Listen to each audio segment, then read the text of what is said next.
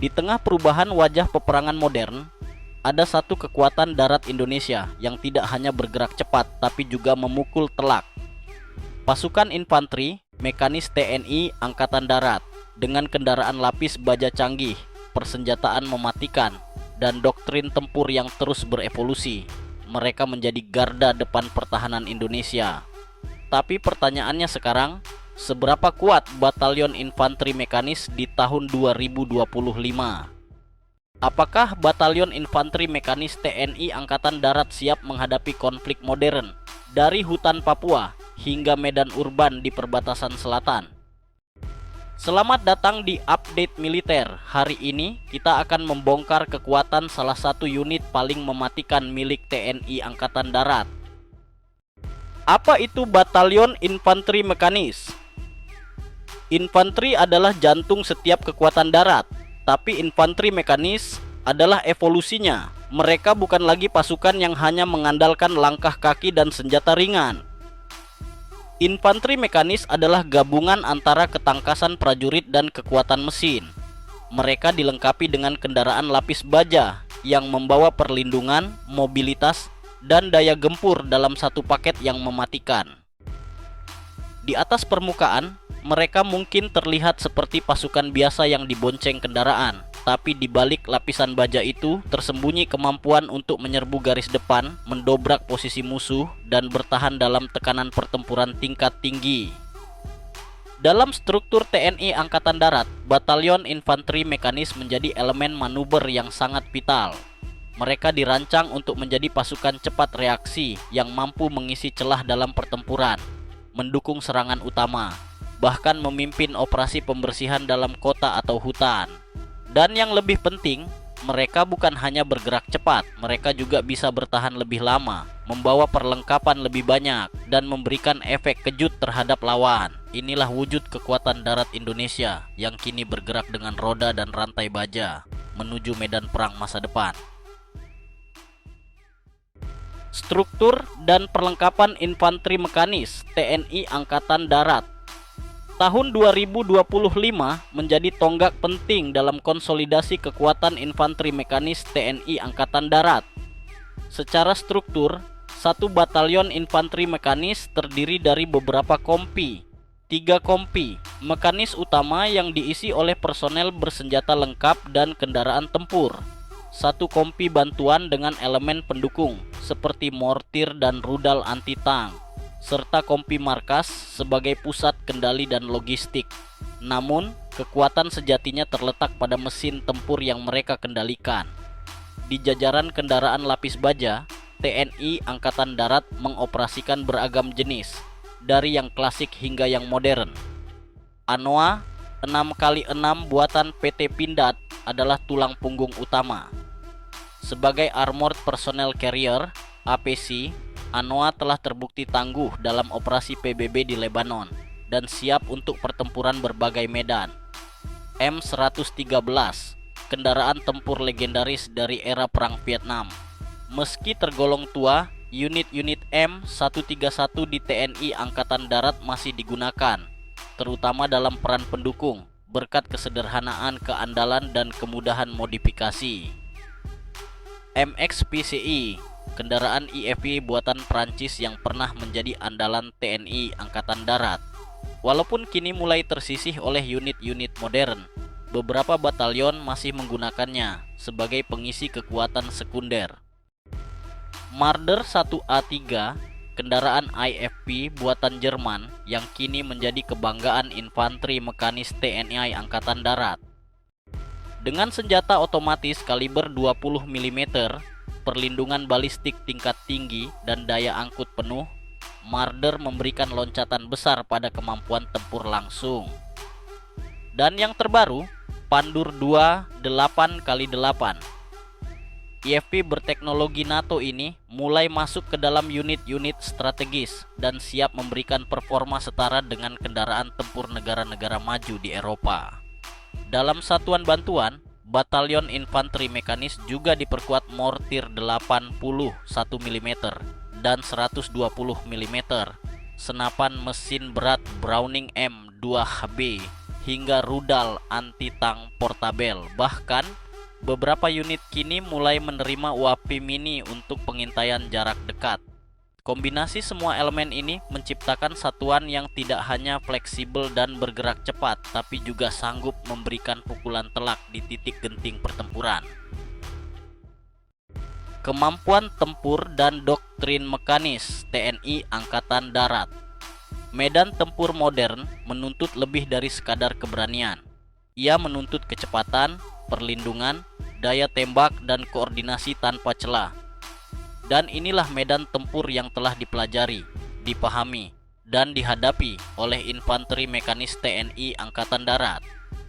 Dalam doktrin TNI Angkatan Darat, infanteri mekanis memiliki peran strategis sebagai pasukan manuver utama. Mereka bukan hanya pengisi garis depan, melainkan pemecah kebuntuan. Pasukan yang mampu menembus garis musuh, memukul dari dalam, dan merebut titik-titik vital dalam waktu singkat. Dengan kendaraan tempur seperti Marder, Anoa, atau Stormer, pasukan dapat bergerak dalam formasi tertutup sambil tetap siap tempur. Mereka dilatih untuk turun dari kendaraan di bawah tembakan, membentuk perimeter, dan langsung menyerbu sasaran, semua dalam hitungan detik. Taktik gerak cepat menjadi inti kekuatan mereka. Di medan urban, mereka berperan sebagai penguasa jalan-jalan sempit dan kompleks bangunan. Di daerah hutan dan rawa, mereka menggunakan mobilitas kendaraan untuk mengepung atau menyerang dari arah tak terduga. Latihan tempur yang dijalankan pun berskala intens. Mereka terlibat dalam simulasi operasi mekanis terpadu bersama kavaleri, artileri, dan helikopter. Dalam beberapa batalion elit, sudah mulai diterapkan sistem komando C2, Command and Control, digital, dengan dukungan UAV taktis untuk pengintaian real time dan pemetaan musuh. Selain itu, daya tembak mereka terus ditingkatkan. Senjata otomatis di kendaraan, mortir, roket portabel, hingga rudal anti-tank menjadi bagian dari daya gempur integral. Satu peleton infanteri mekanis kini bukan hanya pasukan pengangkut senjata ringan, tapi satu unit serbu lengkap yang bisa berdiri sendiri di tengah tekanan pertempuran.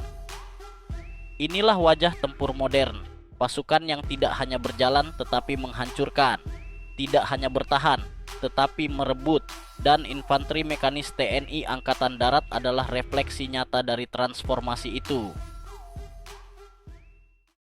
Perbandingan regional dan skenario nyata. Di kawasan Asia Tenggara, lanskap kekuatan militer darat terus bergerak dinamis. Negara-negara seperti Singapura, Thailand, dan Vietnam telah membangun batalion mekanis mereka sendiri. Namun Indonesia, dengan luas geografis yang tak tertandingi, membutuhkan infanteri mekanis yang bukan hanya kuat, tetapi juga mampu menjangkau berbagai medan secara cepat dan efektif. Disinilah keunggulan kita mulai tampak. TNI Angkatan Darat saat ini mengoperasikan jumlah batalion infanteri mekanis terbanyak di kawasan. Dari Sabang hingga Merauke, dari Kalimantan hingga Nusa Tenggara, pasukan bermesin baja ini disebar sebagai kekuatan manuver strategis di titik-titik rawan konflik. Singapura memang unggul dalam teknologi dan modernisasi, dengan IFPP Hunter dan sistem digitalisasi tempur yang canggih. Namun secara kuantitas dan pengalaman di medan luas, TNI Angkatan Darat masih lebih dominan. Thailand memiliki armada IFP baru seperti BTR-3E1, namun belum sepenuhnya membentuk doktrin gerak cepat seperti Indonesia. Sementara Vietnam masih berfokus pada struktur infanteri tradisional yang kuat, dengan kendaraan tempur terbatas pada wilayah utara. Kini bayangkan skenario nyata. Dalam konflik terbatas di perbatasan Kalimantan, di mana satuan musuh mencoba menyusup dan menguasai area strategis, batalion infanteri mekanis TNI Angkatan Darat dapat digerakkan dalam hitungan jam. Dengan kecepatan 90 km per jam di jalan, mobilitas lapangan di atas 60 km per jam, serta kemampuan lintas medan tinggi, pasukan ini bisa masuk ke zona konflik sebelum eskalasi membesar. Misalnya, dengan kondisi geografis yang ekstrem, infanteri mekanis tetap relevan melalui jalur darat yang diperkuat atau ditopang operasi udara dan laut. Bahkan, dalam operasi penegakan kedaulatan di kawasan urban atau wilayah perbatasan selatan. Kekuatan ini berperan sebagai first responder dengan daya gebrak tinggi.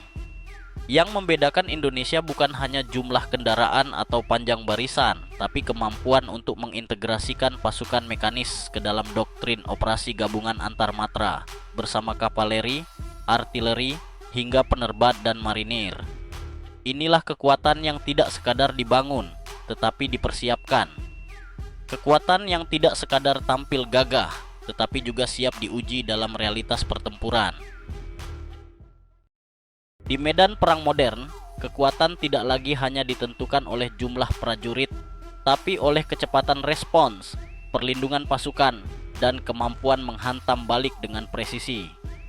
Dan disinilah infanteri mekanis TNI Angkatan Darat menemukan bentuk terbaiknya. Mereka adalah ujung tombak pertempuran masa kini, bergerak cepat, menggempur keras, dan bertahan kuat. Tahun 2025 menandai fase baru transformasi kekuatan darat Indonesia.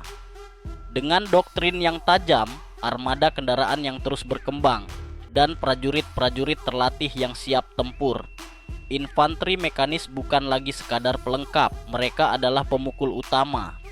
Di bawah bendera merah putih, mereka tidak hanya menjaga tanah air, tapi memastikan bahwa siapapun yang mencoba mengganggu kedaulatan Indonesia akan dihadapkan pada respons cepat, terorganisir, dan tak kenal ampun. Inilah wajah kekuatan darat Indonesia hari ini.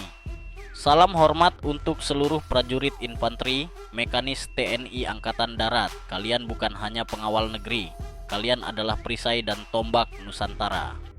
Sampai jumpa di analisa berikutnya, hanya di Update Militer.